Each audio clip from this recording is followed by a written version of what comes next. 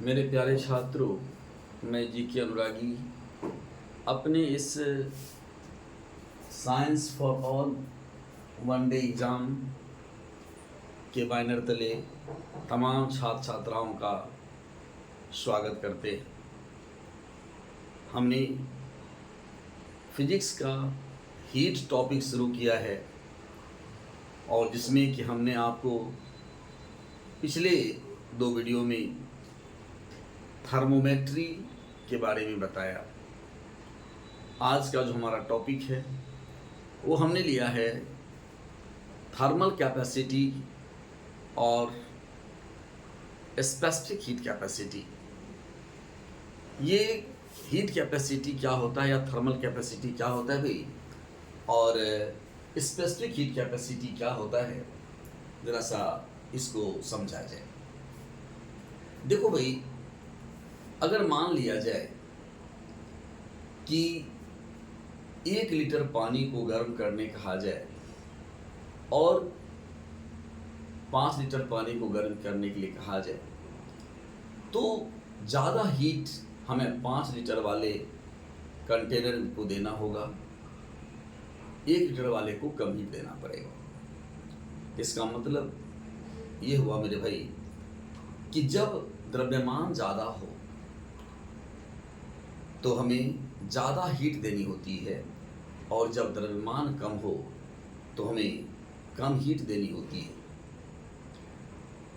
अब इसी को जो है हम लैंग्वेज में अगर लिखना चाहें तो ऐसे लिखेंगे कि किसी वस्तु को दी गई ऊष्मा की मात्रा उस वस्तु के द्रव्यमान का समानुपाती होता है यदि तापांतर को समान रखा जाए। कहने का मतलब ये हुआ कि यदि ताप में अंतर अगर समान हो तो हीट जो हम देंगे, जितना ज़्यादा मास लेंगे उतना ज़्यादा हमें हीट देना पड़ेगा मेरे भाई। तो यहाँ पर जो है, जैसा कि हमने यहाँ पर लिखा है, amount of heat is directly proportional to the mass if temperature difference is constant. Heat जो है वो मास का डायरेक्टली प्रोपोर्शनल होगा यदि टेम्परेचर डिफरेंस को क्या रखा जाए, कांस्टेंट रखा जाए। दूसरी बात, अगर टेम्परेचर डिफरेंस और हीट के बीच अगर रिलेशन हमें लेना हो भाई, जैसे मान लीजिए कि हमने 1 लीटर पानी लिया और टेम्परेचर हमने 10 डिग्री सी से बढ़ाया 20 डिग्री कर दिया भाई। अब हमने 1 लीटर पानी ही फिर लिया भाई, मास हमने समान लिया और अब उसका टेम्परेचर हम 10 डिग्री से 50 डिग्री सी कर दे रहे हैं।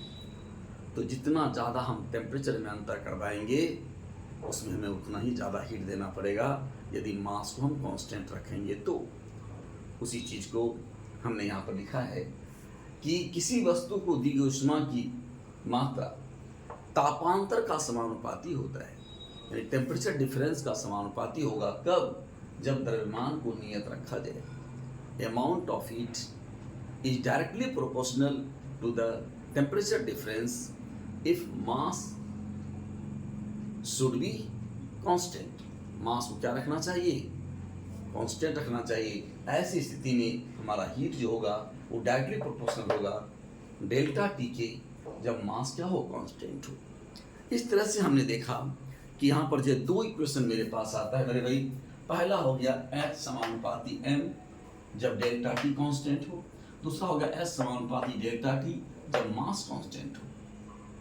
दोनों इक्वेशन को जब हम मिलाते हैं भाई तो H क्या होता है, S समानुपाती हो जाएगा M डेल्टा टी। S समानुपाती M डेल्टा टी होगा। अब जब आप जानते हो कि जब प्रोपोर्शनल को तुम हटाते हो भाई तो कोई कांस्टेंट डालते हो। जब हम यहाँ से प्रोपोर्शनल हटाते हैं तो यहाँ पर कांस्टेंट डालते हैं S, और इसी को कहा जाता है स्पेसिफिक हीट, या इसी को कहते हैं स्पेसिफिक हीट कैपेसिटी। अब अगर हम परिभाषित करना चाहें स्पेसिफिक हीट कैपेसिटी को, तो भाई अगर हम मास को जो है 1 ग्राम रख लें और डेल्टा टी ताप में जो परिवर्तन है उसको भी हम 1 रख लें। मास को हमने क्या रख लिया, 1 ग्राम रख लिया। ताप में परिवर्तन कितना हो, 1 डिग्री सी रख लिया भाई। तो ये दोनों तो 1 हो गया, और ये होगा S। यहाँ पर क्या हो जाएगा, H इक्वल टू S होगा कि नहीं बोलो। तो अगर हमको S की परिभाषा अगर करनी है तो हम कहेंगे कि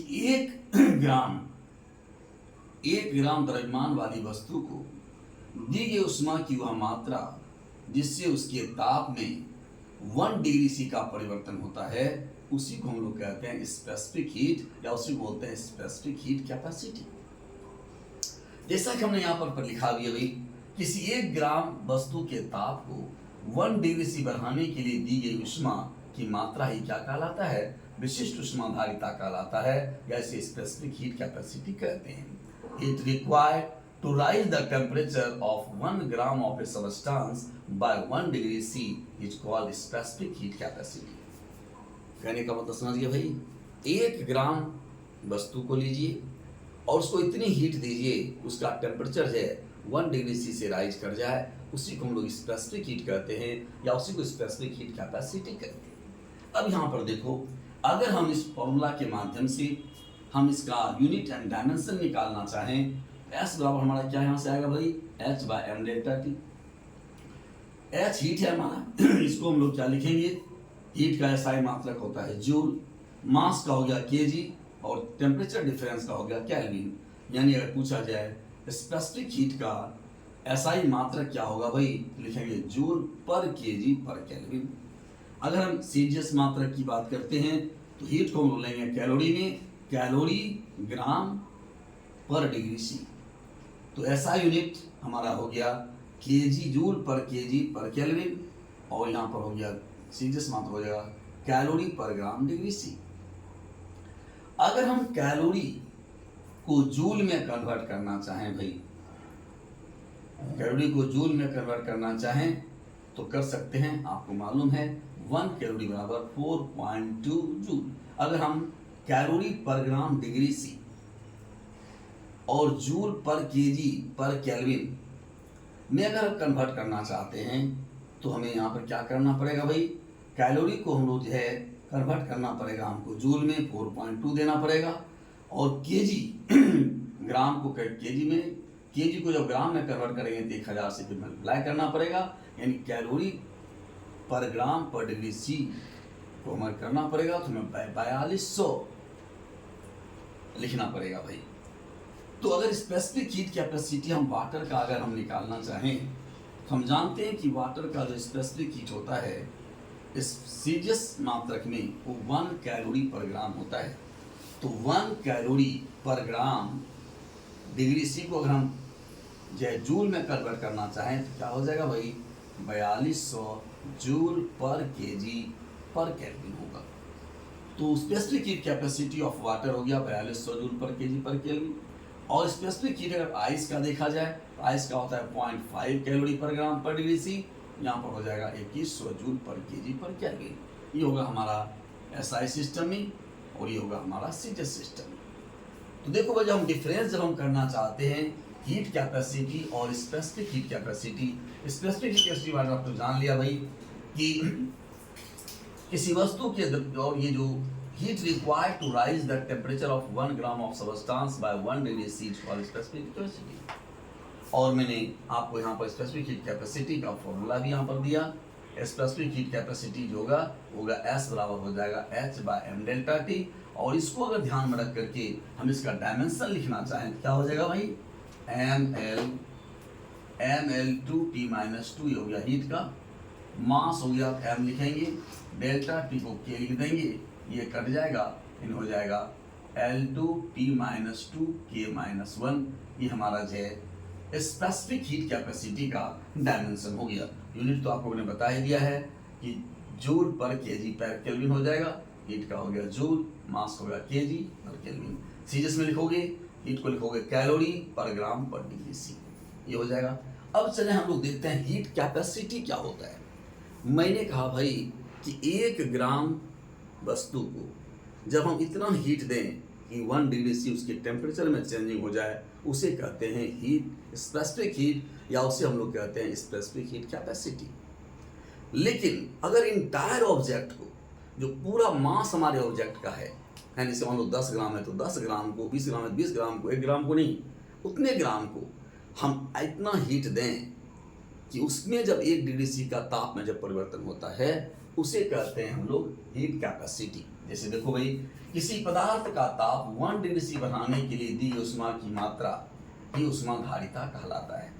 और ये जो इंटायर मास लेना पड़ता है, heat required to raise the temperature by 1 degree C of entire mass, total mass of object is called heat capacity.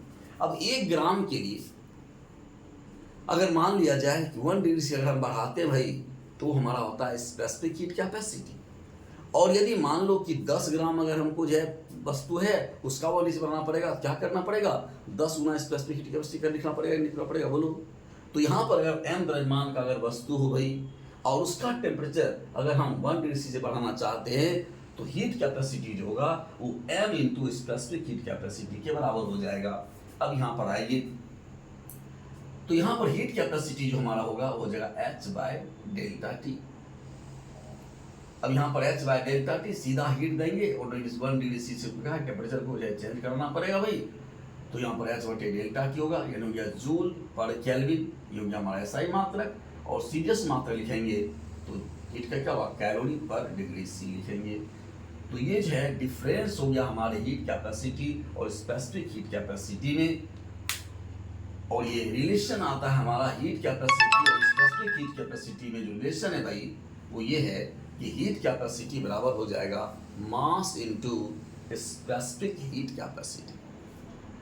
ठीक है, अब देखो सिंपल इतने बात तुमने पढ़ा, इसमें से जो निचोड़ चीज है वो जानना ही है मेरे भाई कि स्पेसिफिक हीट कैपेसिटी जो होगा 1 ग्राम की वस्तु को का टेम्परेचर जब हम 1 डिग्री सी से राइज कराते हैं तो जितना हम उसे हीट प्रोवाइड करते हैं उसी को कहा जाता है स्पेसिफिक हीट कैपेसिटी, या इसको स्पेसिफिक हीट भी कह सकते हैं। लेकिन हीट कैपेसिटी क्या होता है भाई, हीट कैपेसिटी हम उसको कहेंगे कि जब इंटायर मास का जब टेम्परेचर हम 1 डिग्री सी से बढ़ाने के लिए जितनी हम उसे हीट एनर्जी देंगे वो कहलाएगा हमारा है ना हीट कैपेसिटी। तो हीट कैपेसिटी और स्पेसिफिक हीट कैपेसिटी में रिलेशन क्या हो जाएगा भाई, हीट कैपेसिटी बराबर m into specific heat capacity. अगर 1 ग्राम के लिए मुझे 100 कैलोरी एनर्जी चाहिए और 10 ग्राम का वस्तु है तो क्या करना है, 10 गुना 100 करना पड़ेगा। तो हीट कैपेसिटी बराबर हो जाएगा mass into specific heat capacity. इस बात का ध्यान रखेंगे मेरे भाई। इसमें से जो क्वेश्चन आपसे पूछे जाते हैं, क्वेश्चन में पूछा जाता है कि स्पेसिफिक हीट का SI मात्रक क्या होगा, उसी प्रकार से हीट कैपेसिटी का SI मात्रक क्या होगा भाई। ये formula H equal to MS delta T, इस फॉर्मूला को ध्यान में रखिएगा और इस पर बेस्ड मैं आगे जो है कैलोरीमेट्री में इस पर बेस्ड में सवाल आपसे करवाऊंगा। तो नेक्स्ट टॉपिक जो हमारा होगा वो हम पढ़ेंगे थर्मल एक्सपेंशन। और आज इतना ही रहने दिया जाए मेरे भाई, है ना।